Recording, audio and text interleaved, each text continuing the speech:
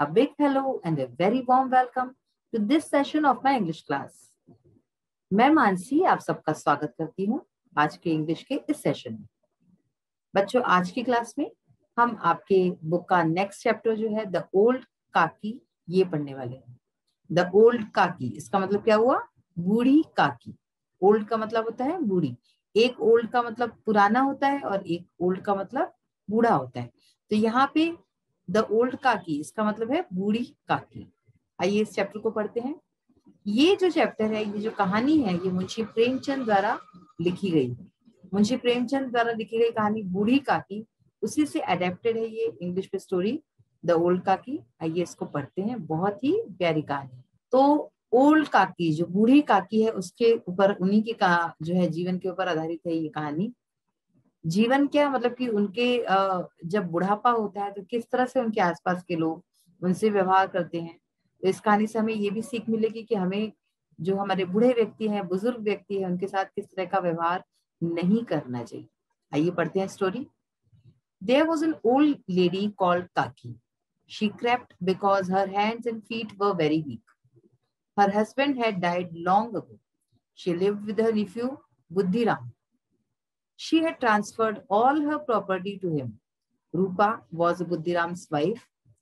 Buddhiram had two sons and a daughter Ladli. तो बताया जा रहा है कि यहाँ पे जो काकी है, जो बूढ़ी काकी है, वो किस तरह से, उसके पति नहीं है, वो अपने भतीजे के साथ रहती है और सारी संपत्ति भी उसने उसको ही दे दी है। उसके बारे में इस पैराग्राफ में पता चलेगा। There was an old lady called काकी.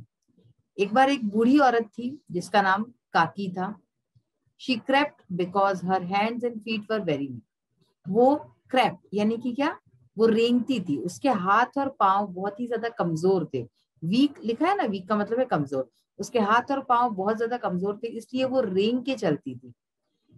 Her husband had died long ago. उसके जो हस्बैंड थे, उसके पति थे, वो बहुत सालों पहले गुजर चुके थे। She lived with her nephew Buddhiram. तो वो अपने भतीजे बुद्धिराम के साथ रहती थी। She had transferred all her property to him. उसके पास जितनी भी धन संपत्ति थी वो सब उसने अपने भतीजे बुद्धिराम के नाम कर दी थी। रूपा वॉज बुद्धिराम्स वाइफ. रूपा जो है वो बुद्धिराम की पत्नी थी। Buddhiram had two sons and a daughter Ladli. Buddhiram के दो बेटे थे और उसकी एक बेटी थी जिसका नाम था लाडली. The boys never behaved properly with Kaki. They used to tease her a lot. Kaki would cry out, but no one listened to her. Ladli was the only one who had sympathy for Kaki. अब क्या होता था, घर में उससे कोई भी ढंग से बात नहीं करता था, जिससे वो बहुत दुखी रहती थी। सिर्फ एक लाडली थी जो कि जिसको काकी से सहानुभूति थी थोड़ी। The boys never behaved properly with Kaki. यानी बॉयज यानी कि जो लड़के थे बुद्धिराम के, वो कभी भी काकी के साथ अच्छा व्यवहार नहीं करते थे, हमेशा उसके साथ दुर्व्यवहार करते थे। They used to tease her a lot. वे अक्सर जो है उसको टीज किया करते थे, उसको चिढ़ाते थे, उसके बैठने को लेके, उसको रेंगने के लेके, और उससे ढंग से बात नहीं करते थे। Kaki would cry out but no one listen to her. Kaki बहुत रोती थी, लेकिन उसका दर्द, उसका रोना किसी को सुनाई नहीं देता था, कोई नहीं सुनता था। Ladli was the only one who had sympathy for Kaki. सिर्फ लाडली ही ऐसी थी जिसको कि काकी से सिंपैथी यानी कि सहानुभूति थी। It was an evening. Shehnai was being played at Buddhiram's doorstep. It was his elder son's engagement. Celebrations were going on. Puris were being fried in kadai. The sweet smell of ghee and spices was in the air. अब क्या था कि बुद्धिराम के घर पे उसके बड़े बेटे की सगाई का जो है सेलिब्रेशन चल रहा था, उसके बारे में बता रहे हैं। It was an evening, यानी कि एक शाम थी। शहनाई was being played at बुद्धिराम्स doorstep. Buddhiram के दरवाजे पर शहनाई बज रही थी और शाम का समय था। It was his elder son's engagement. उसके बड़े बेटे का एंगेजमेंट यानी कि सगाई समारोह था। Celebrations were going on. पूरे घर में सेलिब्रेशन का माहौल था, उत्सव का माहौल था, हंसी खुशी जिस तरह से रहती है। Puris were being fried in कढ़ाई. कढ़ाई के अंदर पूड़ियां तली जा रही थी। The sweet smell of ghee and spices was in the air. पूरी हवा में, पूरे वातावरण में जो घी की मीठी मीठी महक होती है और जो मसालों की खुशबू होती है, ये सब खुशबुएं पूरी हवा में जो है चारों तरफ फैली हुई थी। आपने भी देखा होगा घर में जब अच्छे अच्छे पकवान बनते हैं, व्यंजन बनते हैं, तो किस तरह से पूरे घर में उसकी महक आती है। और अगर कुछ बड़े पैमाने पे कुछ अगर इस तरह का होता है तो और भी पूरा जो मोहल्ला है, आसपास के पूरे घर महक जाते हैं। तो इसी तरह से इनके यहाँ बड़े पैमाने पे सब चल रहा था, तो बहुत ही अच्छी अच्छी खुशबू सब आ रही थी। काकी was sitting in her room and it was dark inside. She could smell the crispy and sizzling puris. Images of puris floated before her eyes. She began to move slowly and crept close to the kadai. When Rupa saw Kaki sitting close to the kadai, she lost her temper and shook Kaki with both her hands and shouted abuses. Old Kaki didn't speak a single word. She returned to her room. She felt insulted. अब देखिए क्या होता है कि जब बड़े बुजुर्ग होते हैं ना, उनको नॉर्मली भी नेचुरली भी अगर कुछ अच्छा बनता है, कुछ होता है, तो उनको खाने की इच्छा करती है। और अगर उस पर से, जैसे कि इस कहानी में बताया गया, इस तरह की है जो काकी है, इनको जो है शायद अच्छे से ट्रीटमेंट भी नहीं होता था, खाने पीने को भी उनको ढंग से नहीं मिलता था, तो इस तरह की स्मेल आई, तो एक बहुत ही ऑब्वियस चीज है कि किसी को भी जो है खाने का मन करेगा ये सब चीजें। तो वही इनके साथ भी हुआ। काकी was sitting in her room and it was dark inside. काकी अपने कमरे में बैठी थी और अंदर बहुत ही अंधेरा था उनके कमरे में। She could smell the crispy and sizzling puris. उनको वहां पे जो है पूड़ियों की जो इतनी बढ़िया सी खुशबू थी वो आ रही थी। क्रिस्पी यानी क्या होता है, कुरकुरी, ठीक है ना, कुरकुरी होती है ना पूड़ियां, तो कुरकुरी पूड़ियों की, और सिजलिंग मतलब कि बहुत ही अच्छी सी जो महक होती है वो आ रही थी। Images of puris floated before her eyes. तो उनकी आंखों के सामने पूड़ी के जो इमेज होते हैं, पूड़ी जो है वो दिखने लगी थी उनको। उनको इतना इच्छा हो रही थी खाने की उस वक्त। She begin to move slowly and crept close to the kadhai. तो वो धीरे धीरे सरकते हुए जो है, खिसकते हुए वो कढ़ाई के पास तक आ पहुंची, जैसे वो रेंगते हुए आती थी। When Rupa saw Kaki sitting close to the kadai, she lost her temper and shook Kaki with both her hands and shouted abuses. तो अब क्या हुआ, जब रूपा ने देखा कि काकी कढ़ाई के इतने पास बैठी हैं, तो शी लॉस्ट हर टेम्पर, तो उनका जो टेम्पर था उसने अपना आपा खो दिया रूपा ने। एंड शुक काकी with both her hands and shouted abuses. और काकी को अपने दोनों हाथों से झकझोरा जोर से और उसको भला बुरा कहने लगी। अब्यूजेस यानी क्या होता है, गालियां देना, गंदी गंदी बातें करना। तो इस तरह से उनको भला बुरा कहने लगी। ओल्ड काकी didn't speak a single word. जो बूढ़ी काकी थी उसने एक शब्द भी अपने मुंह से नहीं निकाला। She returned to her room. She felt insulted. वो अपने कमरे में वापस चली गई। उनको बहुत ही इंसल्टिंग फील हुआ। उनको लगा कि उनकी बहुत बेइज्जती हुई है, जो कि हुई ही थी। अब आप ही सोचिए कि घर में इतना कुछ बना हो और अगर घर में बड़े बुजुर्ग है तो हमें तो सबसे पहले उनको पूछना चाहिए, उनका पूरा आदर सम्मान करना चाहिए। पर यहाँ पे पूछना तो बहुत दूर है। वो जब पास में आई तो उनको और भला बुरा बुरी तरीके से सुनाया गया। कितना गलत काम हुआ। The dinner was ready. All the guests had started eating. Kaki in her room thought not to go until she was called. क्या हुआ, द डिनर वॉज रेडी। जो डिनर यानी रात का खाना, जो रात का खाना था वो तैयार हो गया था। All the guests had started eating. जितने भी मेहमान आए थे उन्होंने खाना शुरू किया। Kaki in her room thought not to go until she was called. Kaki ने अपने कमरे में सोचा, थॉट यानी सोचा, कि वो तब तक नहीं जाएंगी जब तक उनको बुलाया नहीं जाएगा, क्योंकि उनका इतना अपमान हुआ था। The pleasant smell of food was tempting, but no one came to call her for dinner. Thinking she is not a guest that she should wait for the call, she decided to go outside. अब क्या हुआ, उन्होंने सोचा तो सही कि वो नहीं जाएंगी जब तक कोई नहीं बुलाएगा। The pleasant smell of food was tempting.